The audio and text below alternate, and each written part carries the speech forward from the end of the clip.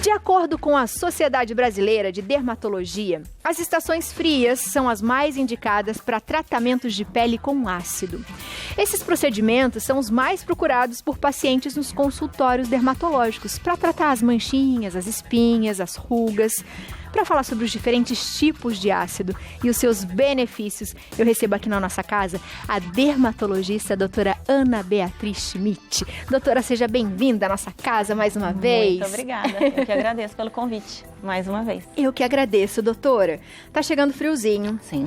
É uma boa época pra gente cuidar mesmo da pele, das manchinhas com ácido? É uma época excelente, né? Até porque alguns ácidos são substâncias que podem deixar a pele um pouco sensível, um pouquinho avermelhada, descamar um pouquinho. Então, em épocas mais frias, é o ideal. Não que eu não possa utilizar em épocas mais quentes, mas existem outros tipos de ácidos mais leves para essa época do ano também. E para que servem os ácidos? Os ácidos, basicamente, promovem uma renovação celular. Então, eles renovam a nossa pele, estimulam a formação de colágeno, alguns tipos mais, outros menos, clareiam, né? Então, também tem uma ação clareadora, uma ação antioxidante, alguns são hidratantes, alguns são para peles sensíveis, como calmantes. Então, nem sempre a gente tem que julgar que um ácido é agressivo. A gente já pensa que ele vai arder, que ele vai descamar e não, exatamente, nem sempre. Não, nem sempre. Então, existem ácidos que o nome são ácidos, mas tem um potencial hidratante, alguns calmantes e alguns realmente para renovação de pele e estímulo de colágeno. Que legal! E a gente tem vários tipos de ácidos. Vários tipos. Quais são os mais comuns? O mais comum é o ácido retinóico, né? E tem derivados, né? Ele é derivado da vitamina A. Então tem o ácido retinóico, retinol, retinaldeído, tretinoína e adapaleno e a isotretinoína, são todos derivados da vitamina A. E é o principal ácido para estimular colágeno.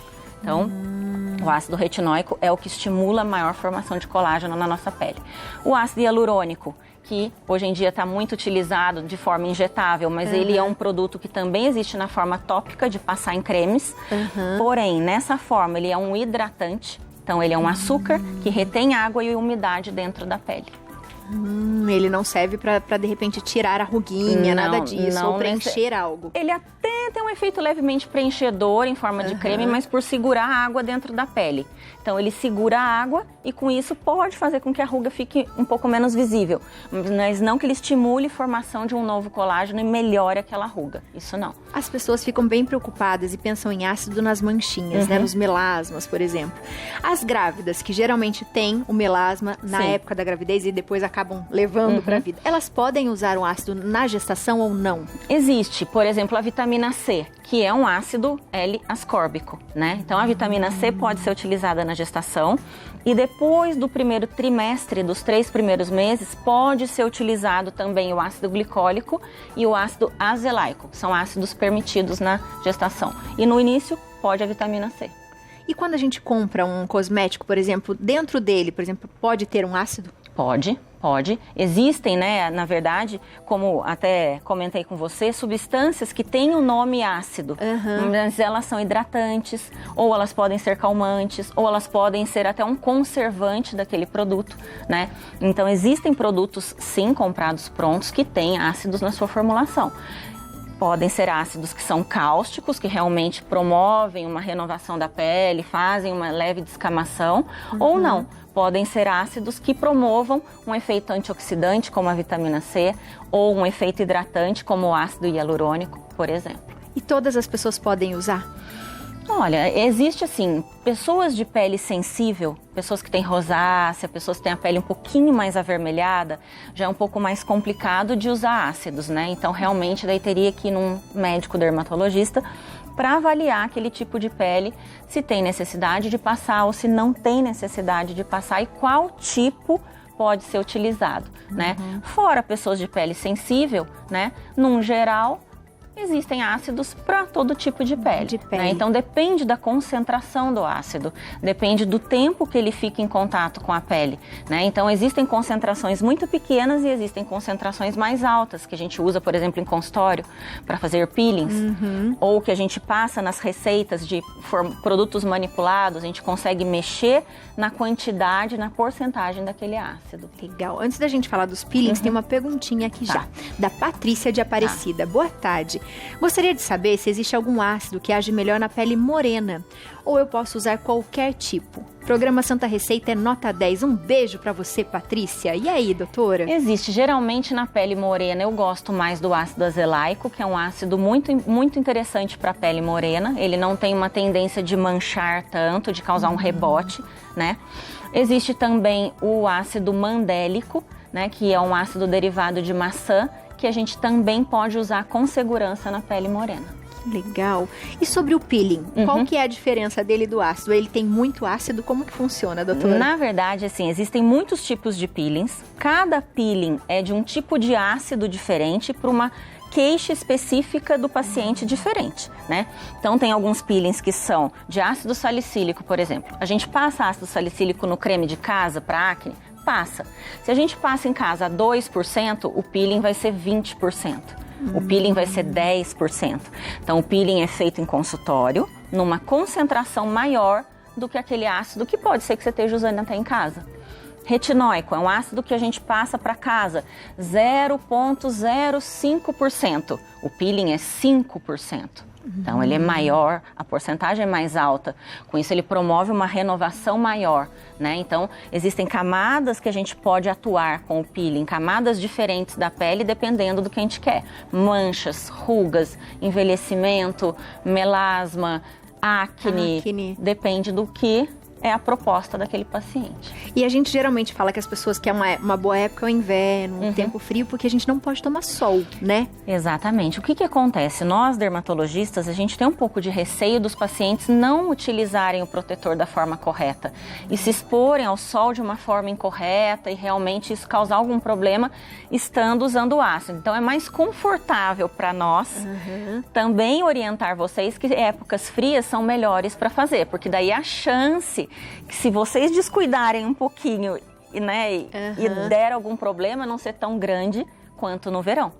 Não que não possa fazer no verão. É o que eu explico para as minhas pacientes. Tem regiões do Brasil que não tem inverno. As pessoas nunca fazem peeling nessas regiões? Fazem.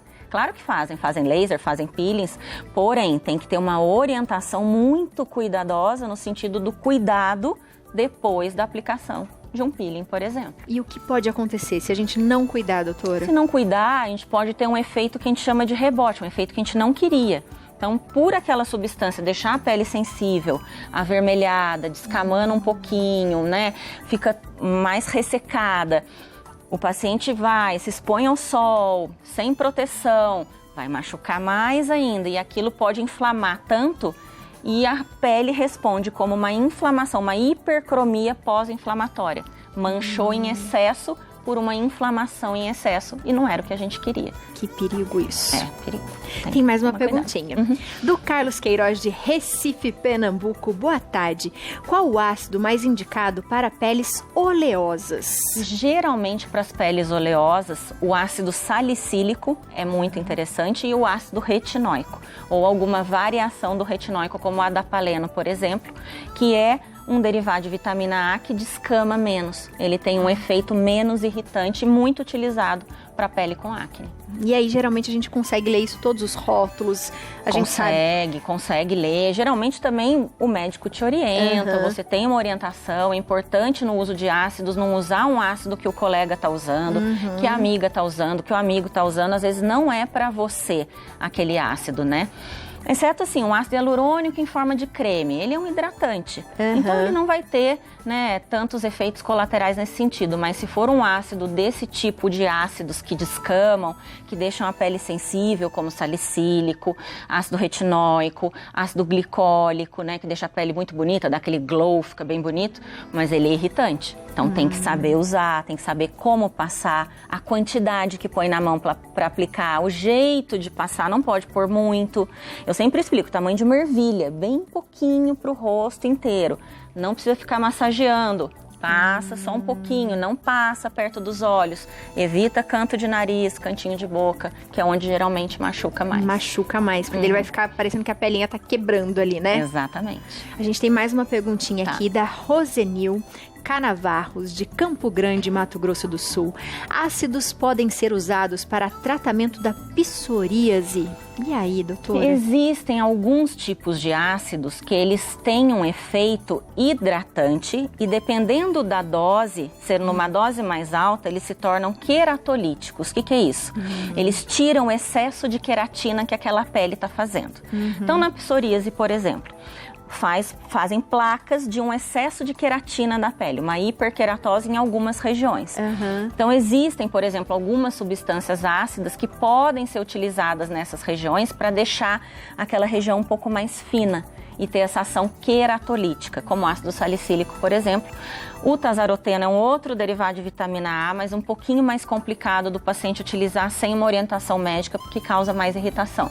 Mas existem sim alguns tipos de ácido que podem ser utilizados nesse caso. Até porque a pele fica tão ressecada, né? E ao mesmo tempo fica com as gordurinhas, com as bolinhas ali, dependendo da psoríase. Daí não é um ácido que a gente quer, né, só para renovação no sentido de descamação. A gente quer tirar aquele excesso de queratina, aquela crosta de pele em excesso.